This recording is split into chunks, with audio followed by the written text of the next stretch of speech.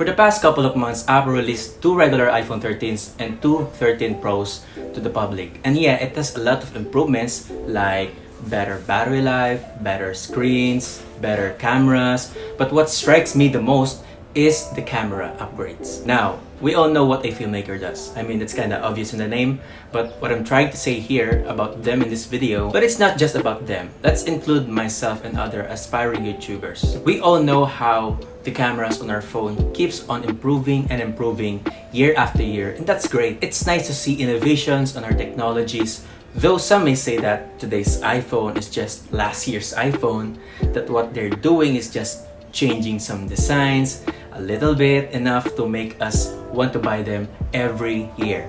But the thing is, this year's minimal improvements over last year's is also a minimal improvement over last year's, and the pattern goes on. And I think what Apple's doing here is that they showcase innovation that they can offer to the consumers on this year and offer further improvements on the next year's iPhones. And maybe that's a good thing for the company. I mean, improving your phones slowly year after year so that they can sell as many iPhones as they can.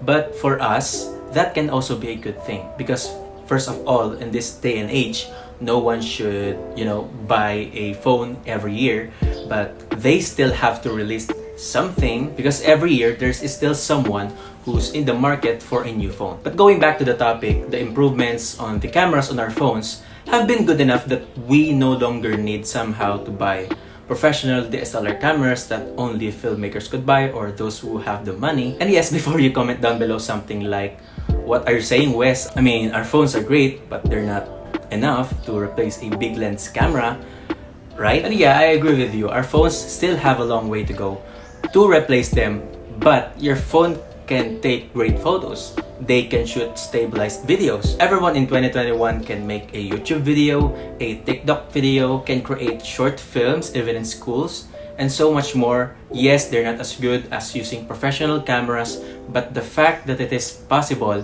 that also shows a decreased possibility of needing to demand for a professional one. I mean, look at the kids nowadays. Who taught them to shoot videos, to edit them? I know some kids who are still in elementary, they can already create a proper video on TikTok. Yeah, compare those kids' project to a professional guy who studied filmmaking. The professional guy will win, but does it matter? Why bother paying for someone if you can just do it yourself? You can just look for a tutorial on YouTube on how to shoot and edit videos with just your phone, and there you go. Easy, no sweat, no hole in your pocket. You learn something new.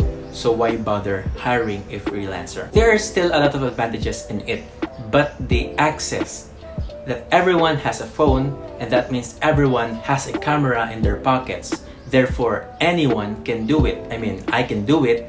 I'm doing it right now. I'm just using my phone. That's why I'm very excited for the future. Not because of the upcoming exaggerated death of filmmakers. I mean, I'm just doing it for the title, but because we live now in an era where we hold the power, and it's just going to be up to you if you want to fully take advantage of it. So what do you think?